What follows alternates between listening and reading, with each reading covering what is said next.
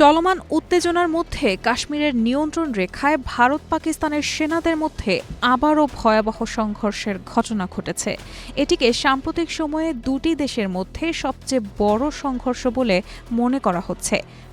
শনিবার ভারতের উত্তরাঞ্চলীয় রাজ্য রাজস্থানের আন্তর্জাতিক সীমান্ত থেকে এক পাকিস্তানি রেঞ্জারকে আটক করে ভারতের বর্ডার সিকিউরিটি ফোর্স। এই ঘটনার জের ধরে সংঘর্ষের ঘটনা ঘটে।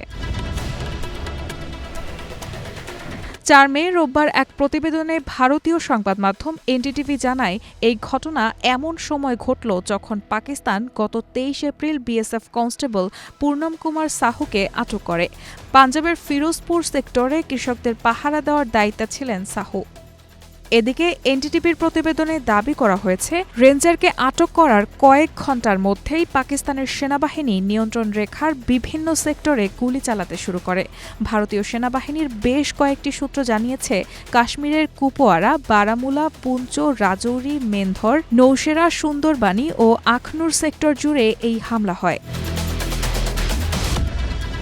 দাবি করা হচ্ছে, সাম্প্রতিক সময়ের মধ্যে এটি সবচেয়ে বড় সংঘর্ষ, যেখানে একসঙ্গে সবচেয়ে বেশি পাকিস্তানি সেনা অংশ নেন। অবশ্য এই ঘটনায় এখন পর্যন্ত কোনো প্রাণহানির খবর পাওয়া যায়নি।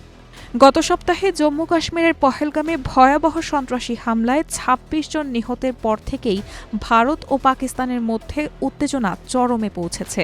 এমনকি তলানিতে গিয়ে ঠেকেছে দুই দেশের মধ্যকার কূটনৈতিক সম্পর্ক। স্থগিত করা হয় গুরুত্বপূর্ণ সিন্ধু পানি বণ্টন চুক্তি। পাল্টা জবাবে সিমলা চুক্তি স্থগিত ও ভারতীয় বিমানের জন্য নিজেদের আকাশসীমা বন্ধের ঘোষণা দেয় পাকিস্তান। এদিকে এই পরিস্থিতির মধ্যে শনিবার আবদালি ব্যালিস্টিক ক্ষেপণাস্ত্রের পরীক্ষামূলক উৎক্ষেপণ করেছে পাকিস্তান। যদিও ভারতের কর্মকর্তারা এটিকে খোলামেলা উস্কানি বলে মন্তব্য করেছেন। ৪৫০ কিলোমিটার রেঞ্জের এই ক্ষেপণাস্ত্র সিন্ধু মহড়ার অংশ হিসেবে পরীক্ষা করেছে বলে জানিয়েছে পাকিস্তান।